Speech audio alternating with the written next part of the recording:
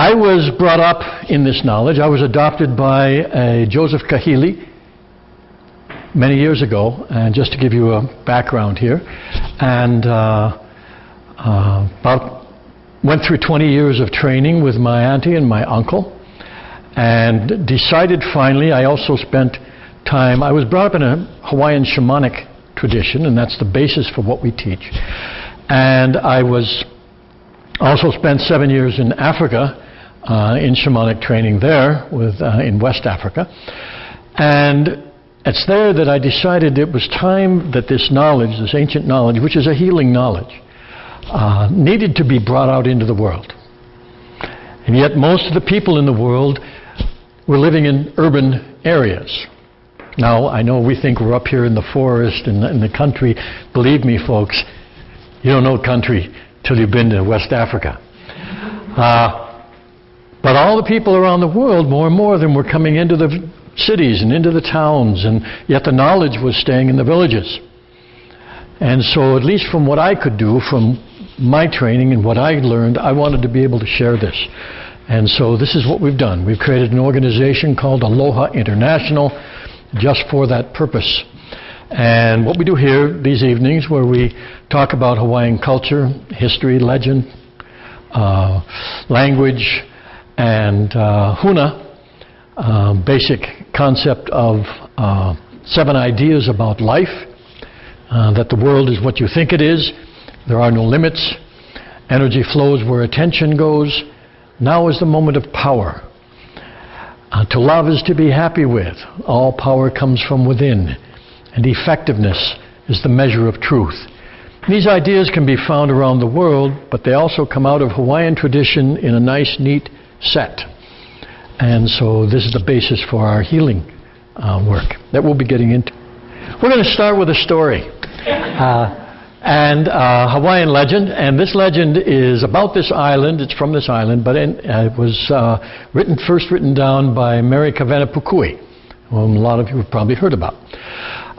This legend concerns a particular god, a god of love. And not a lot of people are not familiar with him. You don't hear about him too often. His name is Makanike'oe. And so this is the way we're going to start. Once upon a time, long before Captain Cook, there came to this island from someplace else, from a foreign land is how the story tells it. 2 people at this time in this story, Makanike'oe and his sister, Lau'i'e. Now, Makanike'oe is a name that contains the word for wind, and so he's often called the wind god of love. But it's actually sound, which is the most important aspect of that, sound and vibration. And he was an akua, a godlike being. Not somebody who was worshipped. That's not what the word really means in the Hawaiian sense, but a god with powers. And a good, the gods were good. And his sister also, his sister's name means the leaf of the I'e vine. And she was a daughter of the forest. But when they landed at Puna, when they first came to this island, and they decided to go their separate ways. Now that means Lau'i'e has her own stories. That'll come in another time. And so this story is about Makanike'oe. Now he wandered around and searched the whole area of Puna until he finally found a cave that was hidden. And he entered this cave. Now according to the story, he goes in this cave and he searches through the secret passages of this cave for a long, long time and comes out on the side of a mountain. Now, this is very interesting because there is a very, very long cave that begins and ends, depends on what you like, but you can enter it down toward in the lower Puna area. And this happens to be, this is a real cave, a lava tube, which is the longest lava tube in the world. It's 40 miles long. Now that's not in a straight line, that's in all kinds of pathways and chambers. And the one end is way down there in lower Puna, the other end of this is in fern forest, up here. And it's possible to enter it up here and spend days and days and days in that cave. And so this is probably what Makanike'oe did. That would not be surprising because it ends up on the side of a mountain. And so he entered it from the other end, and according to the story, just kept going and kept going. And when he came out, oh, by the way, this is called, the name for the cave that we know it today is, I was almost going to say Kaumana, but it's not the Kaumana caves. Anybody know what that one is? Kazumora Caves, that's right. Kazumora Cave, which was named after one of the surveyors who was involved in first finding it in 1991, the upper entrance. So, anyway, regardless of what it was called in those days, Makanike'oe found it, he traveled through it, and when he came out, he saw a man weeping. And he found out that the name of this man was Kanekoa. And he was weeping and very, very sad and crying, and Makanike'oe, a god of love, came up and asked him what was going on. And he said his mother-in-law and his father-in-law had kicked him out. Now we've got to explain something here. What would a grown man be doing living with his mother-in-law and his father-in-law? Because they kicked him out and because they wanted to get rid of him and take his wife away, their daughter, and marry her to someone else. Now what you have to understand, in order for this to make sense in our understanding, in old Hawaii, when a man married a woman, it was traditional, in the old traditional style, he went to live with the woman's family. Because in the very ancient, this is an old story, in the very ancient times, it was not exactly, but closer to a matriarchy than a patriarchy. And the descendancy, the inheritance passed down from mother to daughter, not from father to son. So the women played a very, very important role. So when a man married, he left his family and went to live with his wife's family. So, in the context then, the mother-in-law, especially the mother-in-law is the one he had the biggest problem with, and that sounds pretty modern too sometimes. But what he complained about, what he said was, she would not let him rest. She wanted him to continually work and work and work. And if he was working in the fields and he stopped to take a breath, she got on him because she wanted him to keep working without stopping. If he went to anywhere else and just took a break to get a drink of water, she wanted to continually work. And finally she just called him a lazy, worthless, no good bum. He didn't work hard enough, and they kicked him out. And they were trying, now the wife still loved him, but she didn't have any say in this. So they were going to marry her and are already kind of in negotiations with another man, who's not named in the story, in order for her to marry this other man that they thought was, a better match. So they had kicked him out, and he was up here on the mountain crying away. And Makanike'oe, he said, you and I are going to become great friends, because I think I have some things to teach you. So he says, come on over into the cave. And as they went over into the cave, now the man didn't realize it, but he was starting to get a little suspicious that maybe this guy is not just a nice Hawaiian like I am, because the moment they entered the cave, it was full of bananas and taro roots and ava and sweet potatoes and yams. Just abundant food was there, because that was the power of the god to manifest that. So what happened when they got in and he had his fill of eating, Makanike'oe told Kanekoa, he said, take some taro, pound it up, take a whole bunch of it, pound it up, go sit out there in front of the cave, and whenever anybody comes by, you tell them to come and eat and have their fill. So he would. Kanekoa went out. Now, if I were telling this as a very traditional story, in a traditional way, it would include how to make taro. It would include all the things of how they prepare it and how they pound it and how they mix it with the water and the kind of board and the kind of pounder that they use. And because these were teaching stories. These stories are called ka'au. And in fact, that means the teaching. And so these were the folk tales that were used for teaching stories. These were not the genealogies. So they could change, but it was mainly for teaching things. So I'm going to assume you know all about how to make taro, so we can get on with the story. So he did that, and every time somebody came by, he'd say, "Hele mai ai," which is Hawaiian for "come and eat," traditional greeting. "Hele mai ai." And so people would come down, he had the big poi bowl, and people would take it. And because he was up here on top of this mountain, right about not far from this area, most of the people who came by were from Ka'u. Okay? In those days, more of the people came from Ka'u to work up here and to gather the birds' eggs and work the quarries and do all that kind of thing. Most of those people were from Ka'u who did that.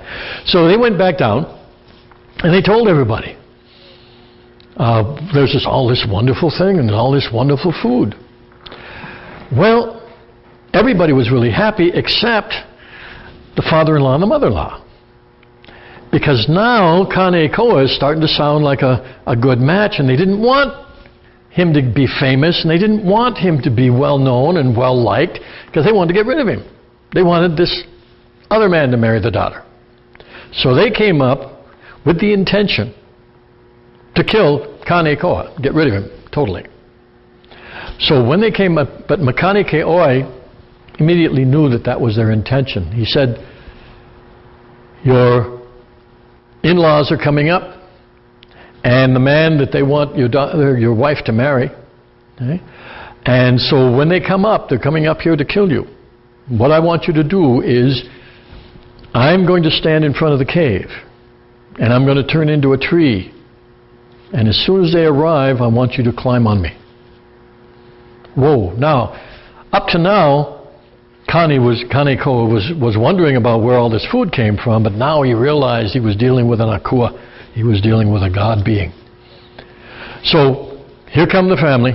Well, not the whole family, but no, the in-laws and the other guy. And here they come with their clubs.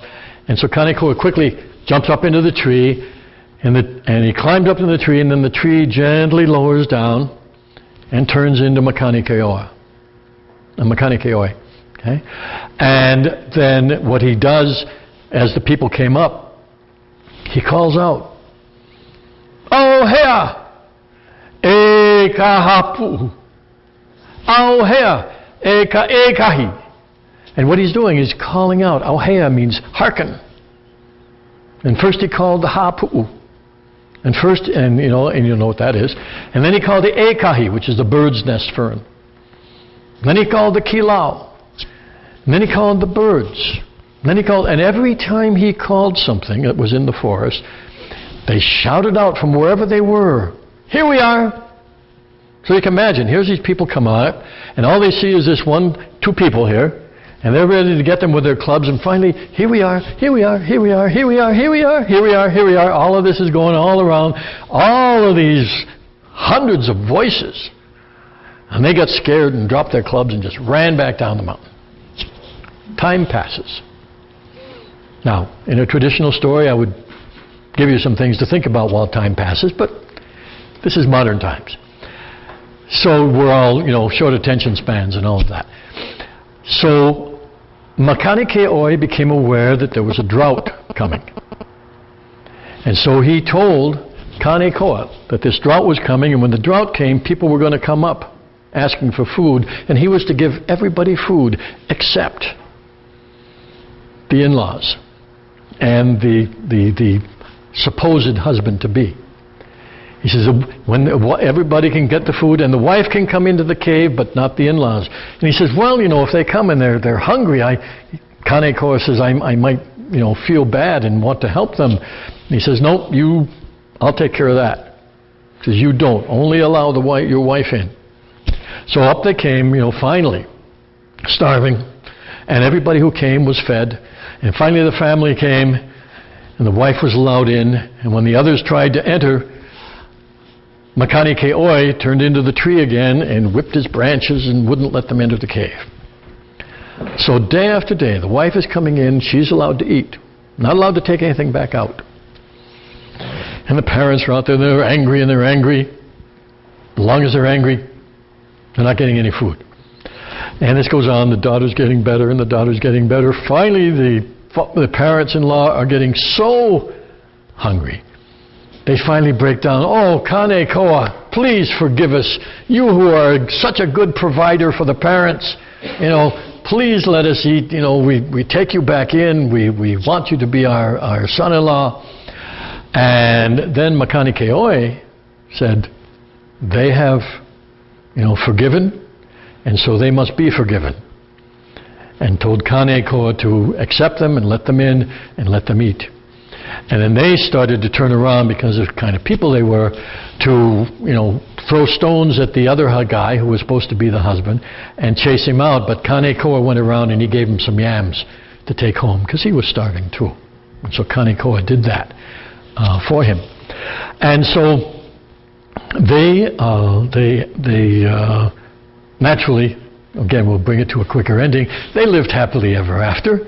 And in Ka'u, according to Mary Kavenapakui, they have a saying, still today, the old Hawaiians. She said, only a few years ago that she passed away, but she said the older Hawaiians still have a saying down there.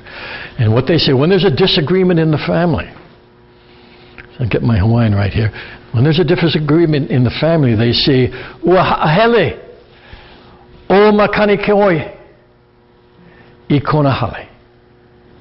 And that means, when they have the disagreement, they say, Makanike'oe has gone back home. And when peace is restored, they say, "Uahoi o Makanike'oe," which means Makanike'oe has returned. Okay? So love is gone. Whenever there's disagreements, that's how they say it. Makanike'oe, the love God, has departed. He's gone home. And in peace, he's come back. Okay, so that's the story. What we can do now, and what we usually do at this particular time in our gathering, is we open it up to questions and answers. We can have questions about the story. We can go to questions about the culture. We have questions about healing. And from my training and my tradition, I'll answer these questions as best I can. Give you some ideas. Depending on the question, you might even get some techniques. So we'll open that up. And your questions take us on a different journey every time we gather. So who wants to take the first step?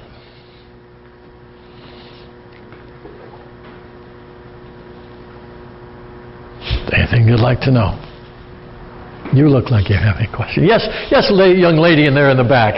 My shill. Yes, right. I've heard the story, and I'm just curious why Makanike'oe would make him not give food right away. I mean, I know he wanted to teach him a lesson, but is that? The lesson was for all of them, not just for him. The lesson was, what they're trying to, you don't get the benefits of life when you're in a state of anger.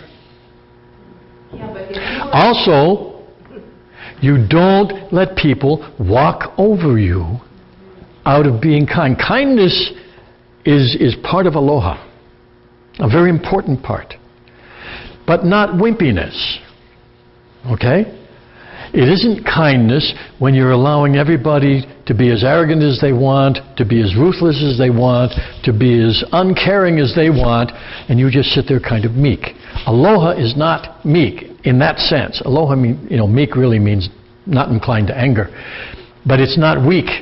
That's what I mean. Okay? Aloha is not weak. And so what happens is, when you're acting that way out of kindness, you're not really doing it out of love. That's very rare. You're usually doing it out of fear. You're continuing to be nice so that they don't think you're a bad person. Okay? And so you're afraid of criticism. You're not acting out of love. But if you really felt their pain of hunger and wanted to feed them, that's a whole different thing, but that's not what this story is talking about. Okay? Because in the story, Makanike'oe had to learn how to handle such people. Okay? And you saw his kindness.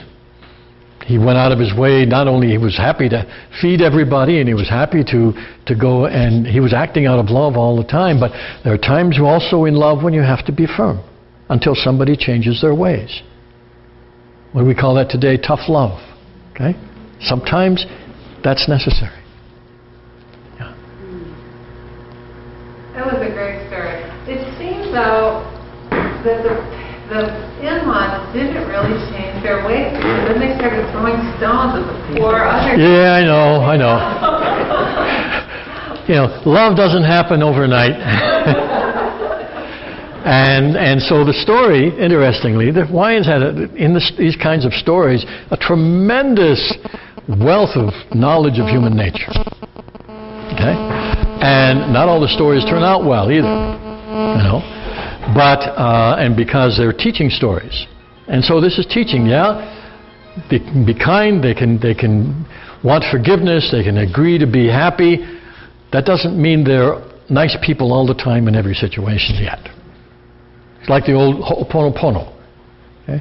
Bringing people together and reconcile their differences and then go their way and live happily ever after. Well, okay? No, not necessarily always. People don't change completely all the time. But that's the beautiful thing of the culture. That in this particular culture, love was there as not just an ideal, but a way to get back. You fall off the path, that was called hala. Okay? Hala, to fall off the path. In the West, you fall off the path and you go through guilt and remorse the rest of your life. They didn't know word for guilt in Hawaiian. You fall off the path, you get back on the path. That was the teaching. Okay? You make a mistake, you correct it. Okay? And the beauty is, there were ways to correct it. Socially acceptable, socially supported ways to correct. So, you know, they didn't expect that everybody would be perfect all the time, but the society had ways to get back as close as you could.